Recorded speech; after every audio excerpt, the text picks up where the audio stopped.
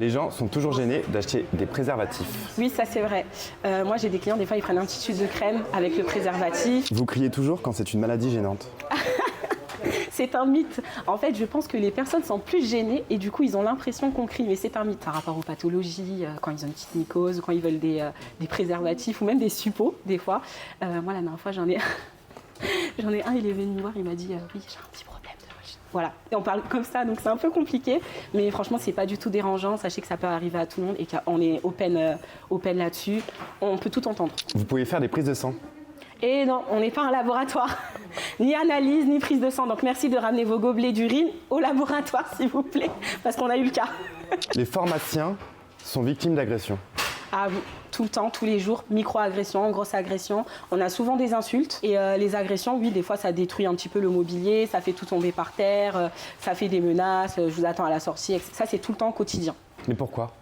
Pour tout et n'importe quoi, par exemple quand il y a eu un dépassement, quand la personne voulait le princeps et qu'on est obligé de donner le générique, quand on n'a pas le produit, quand on a dit qu'on ne voulait pas délivrer l'ordonnance parce qu'on sentait que c'était une fausse. Des fois on ne dit pas forcément justement que c'est une fausse, justement pour éviter de se faire agresser. On dit souvent le produit n'est pas disponible, ou je suis désolée, ça on ne peut pas l'avoir, l'ordonnance n'est pas conforme, etc. Ah, vous avez des techniques pour éviter que ça arrive ? Ah oui, parce qu'en fonction du personnage et en fonction du médicament, on réagit en fonction de ça. Les patients peuvent oublier leur carte vitale et leur carte de mutuelle. Ah pardon, faut nous excuser. S'il vous plaît, venez pas à la pharmacie comme si vous allez acheter du pain. L'ordonnance, la mutuelle et la carte vitale, c'est beaucoup plus facile pour nous de travailler parce que quand vous venez sans, on peut faire, il n'y a pas de souci, mais on perd du temps. Vous perdez du temps et la queue, tout le monde, personne n'est content. Certains achètent des médicaments pour les détourner de leur utilité originelle. Et oui, on en a plein. D'ailleurs, c'est à cause de ça qu'on a des fausses ordonnances. Tout ce qui est dérivé morphinique, donc tout ce qui est à base de codéine, forcément pour se shooter. Pareil, tout ce qui est pour les douleurs neurologiques, donc le Lyrical, donc la prégabaline. On a des fausses ordonnances, beaucoup par rapport à ces médicaments-là, et également les somnifères. Vous savez reconnaître une fausse ordonnance ? Et oui, on a cette chance-là, cette faculté-là, parce que les ordonnances, elles ont tous des normes. Chaque produit a une ordonnance spécifique. La plupart du temps, c'est des ordonnances basiques. Mais quand c'est des produits bien spécifiques, comme ceux que je viens de vous citer, tout ce qui est prégabaline, dérifé morphinique, c'est des ordonnances bien spécifiques. Donc quand on les fausse, la plupart du temps, on a de la chance, on arrive à les voir. Vous préférez donner des génériques ?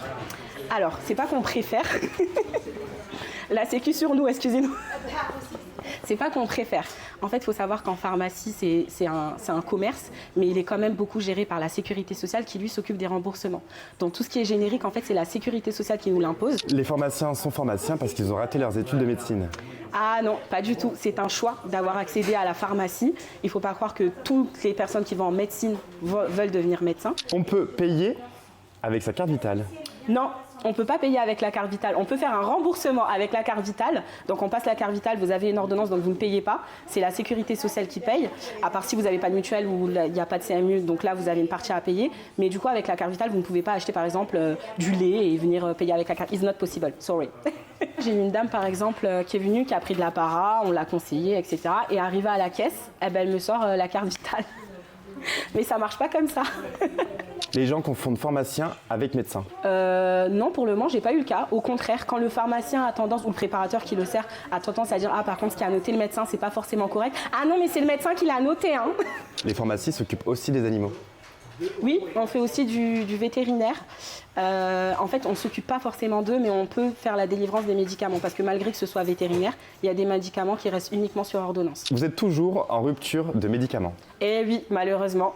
C'est un grand combat qu'on a. Les ruptures de médicaments, c'est catastrophique. On a eu il n'y a pas très longtemps, en pleine période d'allergie, la ventoline qui est en rupture. Les antibiotiques, c'est toujours pareil. Ça fait presque 2 ans que ça dure. Au début, on nous a dit oui, vous en faites pas. Dans 2-3 mois, là, ça va revenir à la normale, etc. Non, on a toujours des gros problèmes de rupture. La première chose que fait le pharmacien en ouvrant la pharmacie, c'est de regarder ce qu'il va pouvoir avoir pour cet après-midi. Il y a de moins en moins de pharmacies.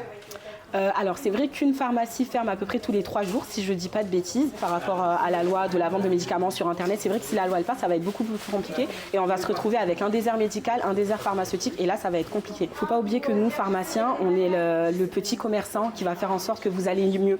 Donc quand on vous donne un conseil, c'est forcément que pour votre bien et quand on vous pose des questions, c'est pour que nous, on puisse répondre au mieux à votre problématique. Les pharmaciens sont à la merci des labos pharmaceutiques. Je dirais pas ça. À la merci, non, c'est un grand mot pour moi. Je dirais qu'il y a de la communication dans les deux sens. Il ne faut pas oublier qu'un pharmacien décide de travailler avec un laboratoire ou non. Après, forcément, aujourd'hui, on n'a pas vraiment le choix avec les ruptures des médicaments. Mais à la merci, non, je ne suis pas d'accord. Dans les pharmacies, il n'y a que des pharmaciens.